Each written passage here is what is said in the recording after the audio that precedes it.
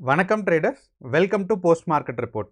So இன்னைக்கு நம்ம இந்த வீடியோவில் என்ன பார்ப்போம் அப்படின்னா, நிஃப்டி, பேங்க் நிஃப்டி மற்றும் சென்செக்ஸ் வந்து அக்டோபர் 31ஆம் தேதி என்ன நடக்கிறதுக்கான வாய்ப்பு இருக்குது அப்படின்னு தான் பார்ப்போம்.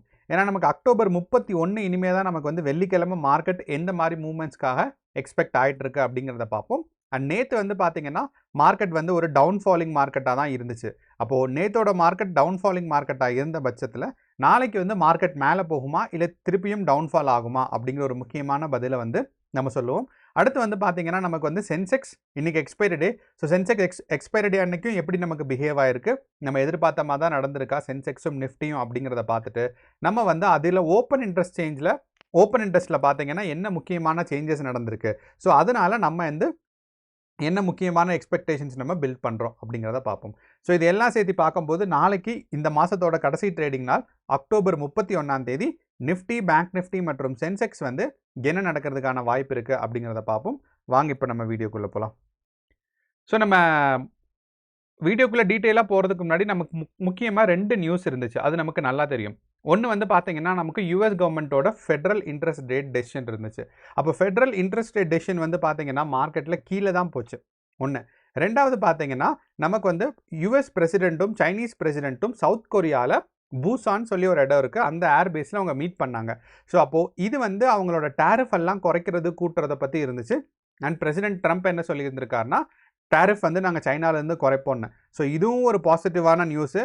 நமக்கு வந்து யூஎஸ் பிரசிடென்ட்டும் சைனீஸ் பிரசிடென்ட்டும் மீட் பண்ணுறது. அதே மாதிரி பார்த்தீங்கன்னா நமக்கு வந்து இன்ட்ரெஸ்ட் ரேட் டெசிஷனும் பார்த்தீங்கன்னா ரொம்பவே ஒரு முக்கியமான நியூஸ். ரெண்டுமே எக்கானமிக்கு பாசிட்டிவாக இருந்தாலும் நம்மளோட மார்க்கெட் வந்து பார்த்தீங்கன்னா இன்றைக்கி கீழே தான் போயிருந்திருக்கு. ஸோ அந்த ஒரு காரணம் தான் நமக்கு வந்து கண்டிப்பாக தெரியலை. ஸோ இது வந்து சம்டைம்ஸ் நம்ம எதிர்பார்க்குறது தான். ஏன்னா எல்லா நியூஸும் பாசிட்டிவாக இருக்கும்போது மார்க்கெட்டோட இண்டிகேட்டர்ஸ், அதாவது நம்மளோட கிஃப்ட் நிஃப்டியாக இருக்கட்டும், ஓப்பன் இன்ட்ரெஸ்ட் டேட்டாவாக இருக்கட்டும், அதே மாதிரி யூஎஸ் மார்க்கெட்டாக இருக்கட்டும், எல்லாமே பார்த்தீங்கன்னா மார்க்கெட்டில் வந்து ஒரு நெகட்டிவ் மார்க்கெட்டாக தான் காமிச்சிச்சு. அதே மாதிரி தான் மார்க்கெட் பிஹேவ் ஆகிருக்கு. ஸோ அப்போ இதுலேருந்து நான் என்ன தெரிஞ்சுக்கிறேன் அப்படின்னா, நமக்கு நியூஸ் எவ்வளோ முக்கியமோ அதே மாதிரி மார்க்கெட்டோட இண்டிகேட்டர்ஸ் நமக்கு முக்கியம். நியூஸாக இருக்கட்டும், ஓப்பன் இன்ட்ரெஸ்ட் டேட்டாவாக இருக்கட்டும். அப்போது நம்ம வந்து ஓப்பன் இன்ட்ரெஸ்ட் டேட்டாவை தான் இப்போ நம்ம ரொம்ப நம்புறதா இருக்குது. ஏன்னா நமக்கு வந்து எஃப்ஐஐ டிஏஏ டேட்டாஸ் வந்து ரொம்பவே ஸ்ட்ராங்காக இருந்துச்சு. ஏன்னா நமக்கு பார்த்தோம் போன வாரம் 28ஆம் தேதி நமக்கு வந்து செவ்வாய்க்கிழமை பார்த்தீங்க அப்படின்னா எஃப்ஐஐ அண்ட் டிஐஏயோட இன்வெஸ்ட்மெண்ட்ஸ் வந்து பயங்கரமாக கூடி இருந்துச்சு. யூஸ்வலாக அவங்க வந்து ஒரு 1000 கோடிக்குள்ளே தான் நெட்டு அவங்களுக்கு இருக்கும், நெகட்டிவாக இருந்தாலும் சரி பாசிட்டிவாக இருந்தாலும் சரி. ஆனால் 28ஆம் தேதி பார்த்தீங்கன்னா 10,000 கோடி நெட் இருந்திருக்கு. 28,000 கோடி செல்லிங்லையும் 28,000 கோடி பையிங்லையும் 17,000 கோடி செல்லிங்லையும் நடந்திருக்கு. ஸோ நெட் வந்து பார்த்தீங்கன்னா ஏறக்குறைய 10,000 கோடியாக இருந்திருக்கு. ஸோ இது வந்து ஒரு ரீசெண்ட் டைம்ஸ், அதாவது ஒரு 3-4 மாதத்தில் சேர்த்து பார்க்கும்போது இதுதான் ஒரு ஹையஸ்ட் அமௌண்ட் ஆஃப் அவங்களோட நெட் ஹோல்டிங்ஸ்னு வச்சுக்கலாமே. ஸோ இதுவே நமக்கு சொல்லிச்சு மார்க்கெட் வந்து எக்ஸ்பெக்ட் பண்ண மாதிரி போகாது, ஆப்போசிட் டைரக்ஷனில் வர்றதுக்கான வாய்ப்பு இருக்குன்னு. ஸோ அதே மாதிரியே பார்த்தீங்கன்னா நமக்கு வந்து நிஃப்டி 50 வந்து மார்க்கெட்டில் ஒரு நெகட்டிவாக தான் வந்துச்சு. நம்ம என்ன சொன்னோம்னா ஒரு 50 பாயிண்ட்ஸ் பக்கம் வந்து நமக்கு வந்து நெகட்டிவாக வரலான்னு, 50 to 70 பாயிண்ட்ஸ். ஆனால் மார்க்கெட் வந்து 54 பாயிண்ட்ஸ் கீழே வந்துட்டு, அதே மாதிரி வேற ஒன்று என்ன சொல்லியிருந்தோம் அப்படின்னா, மார்க்கெட் வந்து 26,000 இருக்குது பாருங்கள், இந்த 26,000 கீழே கிராஸ் ஆயிடுச்சு ஃபஸ்ட்டு ஒரு 1 ஹவர்லேயே அப்படின்னா மார்க்கெட் வந்து ஒரு நெகட்டிவ் மார்க்கெட்டாக இருக்கும், இங்கிருந்து கீழே வரைக்கும் புஷ் ஆகும் அப்படிங்கிறத நம்ம சொல்லியிருந்தோம். அதே மாதிரியே பார்த்தீங்கன்னா நமக்கு வந்து நிஃப்டி 50 வந்து கீழே புஷ் ஆகிட்டு ஆல்மோஸ்ட் லைக் நெகட்டிவ் மார்க்கெட்டாக தான் இருந்திருக்கு. ஸோ அந்த ஒரு காரணத்தினால நம்ம எதிர்பார்த்த மாதிரி தான் நடந்திருக்கு. ஒரே ஒரு விஷயம் என்னென்னா, நம்ம வந்து 25,800 வரைக்கும் மார்க்கெட் வந்து டவுன்ஃபால் ஆகும்னு எதிர்பார்த்தோம். ஆனால் 25,800 ஆகாமல் 25,900க்கும் 25,800க்கும் நடுவில் இருக்குது. ஸோ அப்படிங்கிறனால இந்த இடத்துல நமக்கு ஒரு புதுசான ஒரு ப்ரைஸ் ரிஜெக்ஷன் பாயிண்ட் வந்து ஒன்று கிடச்சிருக்கு. ஸோ அப்போ இதை வந்து நம்ம நோட் பண்ணி வச்சுக்கணும். இது வந்து ஒரு நியூ ப்ரைஸ் ரிஜெக்ஷன் பாயிண்ட்னு சொல்லலாம். ஸோ அப்போ இது வந்து அடுத்த வாரத்துக்கான நமக்கு யூஸ் ஆகும், இல்லைனா நாளைக்கு மார்க்கெட்டில் யூஸ் ஆகும். அப்போது நாளையோட மார்க்கெட்டை பொறுத்தளவில் இந்த 25,850 இருக்குது பாருங்கள், இந்த ஒரு ப்ரைஸ் ரிஜெக்ஷன் பாயிண்ட். இந்த ப்ரைஸ் ரிஜெக்ஷன் பாயிண்ட் ரொம்பவே முக்கியம். அதே மாதிரி நமக்கு ஃபஸ்ட்டு ரெசிஸ்டன்ஸ்ன்னு பார்த்தோம் அப்படின்னா நிஃப்டி 50 பொறுத்தளவு நமக்கு வந்து 25,900ம் அதுக்கடுத்து பார்த்தீங்கன்னா 26,000ம் தான் பார்த்தீங்கன்னா நாளையோட மார்க்கெட்டுக்கு நமக்கு வந்து ஸ்ட்ராங்கான ஒரு இண்டிகேஷன்ஸ், அதாவது ஒரு முக்கியமான ஒரு ரெசிஸ்டன்ஸாக இருக்கிறதுக்கான சான்சஸ் நமக்கு ரொம்ப அதிகமாக இருக்குது. அப்போது நாளையோட மார்க்கெட் பொறுத்தளவு முக்கியமான லெவல்ஸ் என்ன அப்படின்னு பார்த்தோம்னா 26,000ம் 25,900ம் தான் பார்த்தீங்கன்னா முக்கியமான ரெசிஸ்டன்ஸ். எனக்கு தெரிஞ்சு இந்த 26,000 பிரேக் அவுட் பண்ணுறதுக்கான வாய்ப்புகள் ரொம்பவே கம்மி தான். ஸோ அப்படிங்கிறனால இது வரைக்கும் தான் மார்க்கெட் போகிறதுக்கான சான்சஸ் இருக்குது. அதே மாதிரி ஒருவேளை நமக்கு வந்து ஒரு டவுன் ஃபாலிங் மார்க்கெட்டாக இருந்துச்சுன்னா மார்க்கெட் வந்து இந்த 25,800 அண்ட் 25,700 வரைக்கும் மார்க்கெட் வந்து புஷ் ஆகும். மார்க்கெட் டவுன் ஃபாலிங் மார்க்கெட் மாதிரி இண்டிகேஷன்ஸ் காமிக்கல. ஏன் அப்படி காமிக்கல அப்படின்னு நம்ம சொல்கிறோன்னா, நம்ம வந்து ஓப்பன் இன்ட்ரெஸ்ட் டேட்டாவை பார்க்குறோம். ஸோ இந்த ஓப்பன் இன்ட்ரெஸ்ட் டேட்டாவில் நமக்கு முக்கியமாக தெரிகிறது என்ன அப்படின்னு பார்த்தீங்கன்னா, நேத்தோட மார்க்கெட் நான் வந்து இப்போ நிஃப்டி 50க்கு இன்னையோட மார்க்கெட் பார்க்கும்போது 7:30க்கு நமக்கு 7:30க்கு மார்க்கெட் வந்து கன்சாலிடேட் ஆகி வரும். 9 மணிக்கு ஓப்பன் ஆகிற ஓப்பன் இன்ட்ரெஸ்ட் டேட்டா நைட்டு 7:30க்கு, அதனால தான் நம்ம 7:30க்கு அப்புறம் ரெக்கார்ட் பண்ணுறோம். ஸோ 7:30க்கு பார்த்தீங்கன்னா நமக்கு வந்து மார்க்கெட் வந்து ஒரு கன்சாலிடேட் ஆகி கொடுப்பாங்க. அப்போது பார்க்கும்போது 26,000ல் ஏறக்குறைய ஒரு 60% க்ரோத் இருக்குது. முன்னாடி வந்து ஆக்சுவலி வெறும் 68 லட்சம் தான் இருந்துச்சு. இப்போ வந்து 94 லட்சம் ஆட் ஆகி மொத்தம் 1.63 கோடியாக வந்திருக்கு. ஸோ அப்படிங்கிறனால ரொம்ப ஸ்ட்ராங்கான ஒரு கால் ஆப்ஷன்ஸ் வந்து 26,000ல் பில்ட் ஆகிருக்கு. அப்படிங்கிறனால மார்க்கெட் இங்கேருந்து கொஞ்சமாக அப்படியே மேலே போய் இந்த 26,000 கிட்ட நாளையோட மார்க்கெட் வந்து க்ளோஸ் ஆகிறதுக்கான சான்சஸ் வந்து ரொம்ப அதிகமாக இருக்குது. ஸோ நாளைக்கு வந்து நமக்கு gift Nifty and US market எப்படி போகுதுங்கிறத பார்த்து இதோட கன்ஃபர்மேஷன் சொல்லலாம். ஸோ இப்போ இதுதான் பார்த்தீங்கன்னா நமக்கு இன்னைக்கு இருக்கிற இன்னையோட மார்க்கெட் வச்சு நம்ம கன்சிடர் பண்ணும்போது நாளைக்கு நம்ம எதிர்பார்க்கறதுக்கான முக்கியமான ஒரு இண்டெக்ஸஸ். அடுத்து வந்து நமக்கு இன்னைக்கு எவ்வளோ வால்யூம் வந்திருக்கு அப்படிங்கிறத நமக்கு நிஃப்டி 50ல் பார்த்தோம் அப்படின்னா, இன்னையோட பையிங் வால்யூம் வந்து குறைஞ்சு தான் இருக்குது. ஏன்னா நமக்கு வந்து பையிங் வால்யூமும் செல்லிங் வால்யூம் ரெண்டுமே குறைஞ்சு தான் இருக்குது. ஸோ நேற்று வந்து பார்த்தீங்கன்னா செல்லிங் வால்யூம் வந்து 150 மில்லியன் இருந்துச்சு. ஆனால் இன்றைக்கி வந்து பார்த்தீங்கன்னா செல்லிங் வால்யூம் 130 குறைஞ்சிருக்கு. ஸோ செல்லிங் வால்யூம் பார்த்தீங்கன்னா ஒரு 20 மில்லியன் குறைஞ்சிருக்கு. ஆனால் இங்கே வந்து பையிங் வால்யூம் பார்க்கும்போது இன்னையோட மார்க்கெட்டில், ஏன்னா இன்னையோட மார்க்கெட் டவுன் ட்ரெண்டாக தான் இருந்துச்சு. இப்போ இந்த டவுன் ட்ரெண்டாக இருக்கும்போது கண்டிப்பாக நிறையா பேர் பையிங் பண்ண மாட்டாங்க. ஸோ அதனால் பையிங் வால்யூம் பார்த்தீங்கன்னா நமக்கு வந்து 120 மில்லியனாக இருக்குது. ஸோ இப்போ வால்யூம் குறைஞ்சிருக்கிறது என்ன சொல்லுதுன்னா, மார்க்கெட்டில் எல்லாரும் ஜாக்கிரதையாக இருந்திருக்காங்க. அதாவது இன்ட்ராடே ட்ரேடர்ஸ் மட்டும் கிடையாது, பெரிய பெரிய ஆட்களுமே அவங்க தான் வந்து நிறைய இந்த வால்யூம்ஸ் எல்லாம் இன்க்ரீஸ் பண்ணுவாங்க.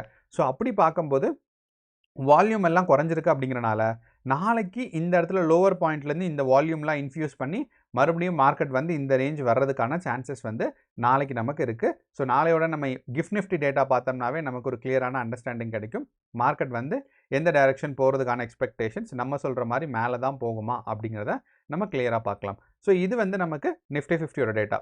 அடுத்து வந்து பார்த்தீங்கன்னா நம்மளோட சென்செக்ஸ் இருக்குது. அப்போ இந்த சென்செக்ஸில் நம்ம இன்றைக்கி என்ன சொல்லியிருந்தோம் அப்படின்னு பார்த்தீங்கன்னா, மார்க்கெட் வந்து இன்றைக்கி நமக்கு ஒரு கேப் டவுன் வரலாம். அண்ட் இந்த கேப் டவுனில் 84,900 கிராஸ் ஆயிடுச்சு அப்படின்னா நமக்கு வந்து 84,500 வரைக்கும் வரும்னு சொல்லியிருந்தோம். ஸோ அதே மாதிரியே பார்த்தீங்கன்னா மார்க்கெட் 84,500ல் வந்துட்டு அந்த இடத்துல கொஞ்ச நேரம் சைட்வேஸ் போயிட்டு கொஞ்சம் டவுன்ஃபால், திருப்பியும் பார்த்தீங்கன்னா க்ளோசிங் வந்து ஆல்மோஸ்ட் க்ளோஸ் டு 85,500 தான். ஸோ அப்படிங்கிறனால நம்ம எதிர்பார்த்த மாதிரியே 84,500ல் தான் மார்க்கெட் வந்து எக்ஸ்பைரி ஆகிருக்கு. அண்ட் ஆல்மோஸ்ட் எக்ஸ்பைரி ஆகும்போது க்ளோஸ் டு இந்த 84,500 ரேஞ்சில் தான் இருக்குது. அப்போது 84,500 ரீச் ஆகிட்டனால நமக்கு வந்து முக்கியமான ரெசிஸ்டன்ஸ் அண்ட் சப்போர்ட்ஸ்ன்னு நமக்கு பார்த்தோம் அப்படின்னா, மார்க்கெட்டில் வந்து இதுக்கு அடுத்து 85,000 தான் நமக்கு இருக்கிற முக்கியமான ரெசிஸ்டன்ஸ். ஏன்னா இந்த ப்ரைஸ்லேருந்து மார்க்கெட் டவுன்ஃபால் ஆனனால மேலே போகும்போது இந்த இடத்துல தான் நமக்கு ஸ்ட்ராங்கான ரெசிஸ்டன்ஸ் இருக்கும். ஸோ அப்போது நமக்கு முக்கியமான ரெசிஸ்டன்ஸ் பாயிண்ட்ஸ்ன்னு நமக்கு பார்த்தோம் அப்படின்னா 85,000ம் 85,200ம் தான் பார்த்தீங்கன்னா சென்செக்ஸை பொறுத்தளவு முக்கியமான ரெசிஸ்டன்ஸ் பாயிண்ட்ஸ். அப்போது இந்த ரெண்டு ரெசிஸ்டன்ஸ் பாயிண்ட்ஸ்க்கு அப்புறம் தான் மார்க்கெட் மேலே போகும். ஸோ இது வரைக்கும் போச்சுன்னா ஆல்மோஸ்ட் க்ளோஸ் டு நமக்கு வந்து ஒரு சைட்வேஸ் இல்லைனா ஒரு கன்சாலிடேஷன் தான் இருக்கும். ஆனால் இந்த ஒரு 500 பாயிண்ட்ஸ் நமக்கு போதும் மார்க்கெட்டில் வந்து ப்ராஃபிட் எடுக்கிறதுக்கு இன்ட்ராடேல. ஸோ அந்த ஒரு காரணத்தினால இந்த ஒரு 500 பாயிண்ட்ஸ்லேருந்து ஈஸியாக நம்ம வந்து ட்ரேட் எடுக்கலாம். ஸோ இது வந்து மார்க்கெட் டைரக்ஷன் நாளைக்கு வந்து பாசிட்டிவாக இருக்கிறதுக்கான சான்சஸ் இருக்குது. நம்ம ஓப்பன் இன்ட்ரெஸ்ட் டேட்டா என்ன சொல்லுது அப்படின்னு நமக்கு பார்த்தோம் அப்படின்னா, இன்றைக்கி வந்து எக்ஸ்பைரிங்கிறனால அட் த மணியில் புட் ஆப்ஷன்ஸ் நிறையா இருக்குது, கால் ஆப்ஷன்ஸும் நிறையா இருக்குது. ஸோ அப்போ நம்ம வந்து அடுத்த வாரத்தோட எக்ஸ்பைரி பார்த்தோம் அப்படின்னா வால்யூம் வந்து கம்மியாக தான் இருக்கும். ஏன்னா இன்றைக்கி வந்து எக்ஸ்பைரி ஆகும்போது நீங்கள் வந்து நம்ம ஒரு மீடியமாக இருக்க சைஸ் இருக்க பார் எடுத்துட்டோம் அப்படின்னா, இன்றைக்கி வந்து கால் ஆப்ஷனோட குவான்டிட்டிஸ் 28 லட்சம். அட் த ஹையஸ்ட் குவான்டிட்டிஸ் பார்த்தோம்னா டோட்டல் குவான்டிட்டிஸ் 44 லட்சம். ஸோ அப்படிங்கிறனால மார்க்கெட் வந்து இங்கேருந்து அடுத்த வாரத்துக்கு பார்க்கும்போது எவ்வளோ இருக்குது குவான்டிட்டிஸ் அப்படின்னு நமக்கு பார்த்தோம் அப்படின்னா, கால் ஆப்ஷனில் இந்த இடத்துல 4 லட்சம் தான் இருக்குது. நீங்கள் பாருங்கள், இன்றைக்கி எக்ஸ்பைரி ஆகும்போது கால் ஆப்ஷனோட வேல்யூஸ் வந்து 48 லட்சம் குவான்டிட்டிஸ் இருந்தது. இன்றைக்கி வந்து அடுத்த வாரத்துக்கான எக்ஸ்பைரிஸ் நம்ம பார்த்தோம் அப்படின்னா வெறும் 4 லட்சம் குவான்டிட்டிஸ் தான் நமக்கு இருக்குது. ஸோ அந்த ஒரு காரணத்தினால இதை வந்து நம்ம ஓப்பன் இன்ட்ரெஸ்ட் டேட்டாவை கிளியராக நம்ப முடியாது. ஸோ அப்படிங்கிறனால நம்ம வந்து ப்ரைஸ் ஆக்ஷனை தான் நம்ம நம்புகிறோம். ஸோ அப்போது ப்ரைஸ் ஆக்ஷனில் மார்க்கெட் இங்கிருந்து மேலே போகிறதுக்கான ஒரு எக்ஸ்பெக்டேஷன்ஸ் தான் நம்ம பிலீவ் பண்ணுறோம். ஏன்னா நமக்கு வந்து கிளியராக நிஃப்டி 50ல தெரியுது மார்க்கெட் வந்து மேலே போகிறதுக்கான வாய்ப்புகள் கொஞ்சம் அதிகமாக இருக்குன்னு. அப்போ நிஃப்டி 50யும் சென்செக்ஸும் பெரும்பான்மையான நாட்களில் ஒரே மாதிரி தான் போகும். ஏன்னா நம்பர் ஆஃப் இதில் லிஸ்ட்டாக இருக்கிற லிஸ்ட் ஆஃப் ஸ்டாக்ஸும் சென்செக்ஸில் லிஸ்ட்டாக இருக்கிற லிஸ்ட் ஆஃப் ஸ்டாக்ஸும் அதே மாதிரி நிஃப்டி 50ல இருக்கிற நம்பர் ஆஃப் ஸ்டாக்ஸும் பார்த்தீங்கன்னா ஏறக்குறைய ஒன்றா இருக்கும். ஸோ அப்படிங்கிறனால அந்த ஃபார்முலாஸ் ஈக்குவலாக இருக்கும், சிமிலராக இருக்குங்கிறனால ரெண்டும் வந்து ஒரே மாதிரி மார்க்கெட்டோட ப்ரைஸ் ஆக்ஷன் கொடுக்குது. அதனால தான் சென்செக்ஸும் நிஃப்டி 50யும் ஒரே மாதிரி ப்ரைஸ் ஆக்ஷன் கொடுக்கறதுக்கு எக்ஸ்பெக்ட் பண்ணுறோம். அடுத்து வந்து பார்த்தீங்கன்னா நம்மளோட பேங்க் நிஃப்டி. அப்போ இந்த பேங்க் நிஃப்டியில் நம்ம எக்ஸ்பெக்ட் பண்ண மாதிரி மார்க்கெட் இன்னைக்கு ஒரு டவுன்ஃபாலிங் மார்க்கெட் தான். அப்போ இந்த பேங்க் நிஃப்டியில் இந்த டவுன்ஃபாலிங் மார்க்கெட் கண்டினியூ ஆகுமா அப்படின்னா கண்டினியூ ஆகிறதுக்கான சான்சஸ் கொஞ்சம் அதிகமாக தான் இருக்குது. ஸோ அப்படிங்கிறனால மார்க்கெட் இங்கேருந்து டவுன்ஃபால் ஆகி ஒரு 57,800 வரைக்கும் வர்றதுக்கான வாய்ப்புகள் ரொம்பவே அதிகமாக இருக்குது. அதே சமயம் பேங்க் நிஃப்டியோட வால்யூம் இன்றைக்கி நமக்கு பார்த்தோம் அப்படின்னா பேங்க் நிஃப்டியோட வால்யூம் வந்து கொஞ்சம் அதிகமாகி தான் இருக்குது. ஸோ அப்படிங்கிறனால buying volume and selling volume ரெண்டுமே மார்க்கெட்டில் வந்து இன்க்ரீஸ் ஆகிருக்கு. ஏன்னா நேற்று வந்து ஏறக்குறைய 73 மில்லியனும் 77 மில்லியனும் இருந்தது. இன்றைக்கி வந்து மார்க்கெட்டில் பார்த்தீங்க அப்படின்னா மார்க்கெட்டில் வந்து இன்றைக்கி நமக்கு வந்து பேங்க் நிஃப்டி டவுன்ஃபால் ஆயிருக்குன்னு நமக்கு சொல்ல முடியாது. ஏன்னா முக்கால்வாசி நேரம் பார்த்தீங்கன்னா நமக்கு ஒரு கன்சாலிடேஷன் ஃபேஸில் தான் இருந்துச்சு. ஸோ அந்த ஒரு காரணத்தினால லாஸ்ட் ஒரு 2 ஹவர்ஸ் தான் பார்த்தீங்கன்னா மார்க்கெட் வந்து வெளியே வந்திருக்கு. அதுவும் கரெக்டாக சொல்லணும்னா நமக்கு 2 மணிக்கு மேலே தான் பார்த்தீங்கன்னா மார்க்கெட் வந்து இந்த ஒரு லோவஸ்ட் பாயிண்ட்டை பிரேக் பண்ணிவிட்டு வெளியே வந்திருக்குங்கிறனால பெரும்பான்மையான நேரம் வந்து ஒரு கன்சாலிடேஷன் ஃபேஸில் தான் இருந்துச்சு. அப்படிங்கிறனால மார்க்கெட்டில் வந்து போதுமான அளவு வால்யூம் வந்திருக்கு. ஸோ இப்போ இந்த வால்யூம் அதிகமாக இருக்குது and buying and selling pressure வந்து பார்த்தீங்கன்னா ஆல்மோஸ்ட் சேம். ஸோ நமக்கு வந்து இந்த இடத்துல ப்ரைஸ் ஆக்ஷன் பார்க்கும்போதும் நமக்கு என்ன தெரிஞ்சிச்சு அப்படின்னா மார்க்கெட்டில் வந்து ஒரு சைட்வேஸ் மார்க்கெட்டாக தான் இருக்குங்கிறது தெரிஞ்சிச்சு. இந்த இடத்துல நமக்கு பார்த்தாவே தெரியும் பாருங்கள், சைட்வேஸ் மார்க்கெட்டாக தான் இருந்திருக்கு. அண்ட் இந்த சைட்வேஸ் மார்க்கெட் தான் அப்படிங்கிறத கன்ஃபார்ம் பண்ணுற மாதிரி தான் இந்த பையிங் அண்ட் செல்லிங் வால்யூம் இருக்குது. நீங்கள் பார்த்தீங்கன்னா தெரியும் இந்த இடத்துல பையிங் வால்யூம் வந்து நமக்கு ஏறக்குறைய 110 மில்லியன்ஸ் இருக்குது. அதே மாதிரி செல்லிங் வால்யூமும் பார்த்தீங்கன்னா 110 மில்லியன். ரொம்ப கம்மியான டிஃப்ரென்ஸ் தான் இருக்குங்க. அப்படிங்கிறனால நமக்கு வந்து மார்க்கெட் சைட்வேஸ் தான் இருக்குது. அப்போது இந்த பையிங் அண்ட் செல்லிங் வால்யூம் பார்க்கும்போது நமக்கு வந்து மார்க்கெட்டில் நாளைக்கும் மேலே போகிறதுக்கான ஒரு சான்சஸ் இருக்குது.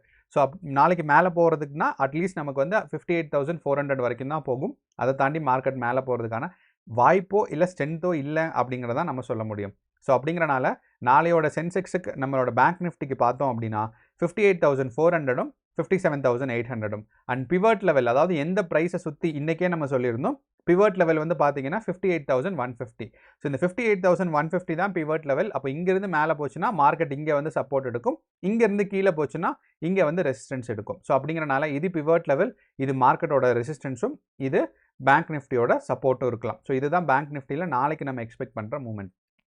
அண்ட் இன்கேஸ் நிறையா பேர் கேட்டிருந்தாங்க இது என்ன இண்டிகேட்டர்ஸ் அப்படின்னு. நான் என்னோட லிஸ்ட் ஆஃப் இண்டிகேட்டர்ஸ் நான் இந்த இடத்துல கொடுத்து வச்சுருக்கேன்.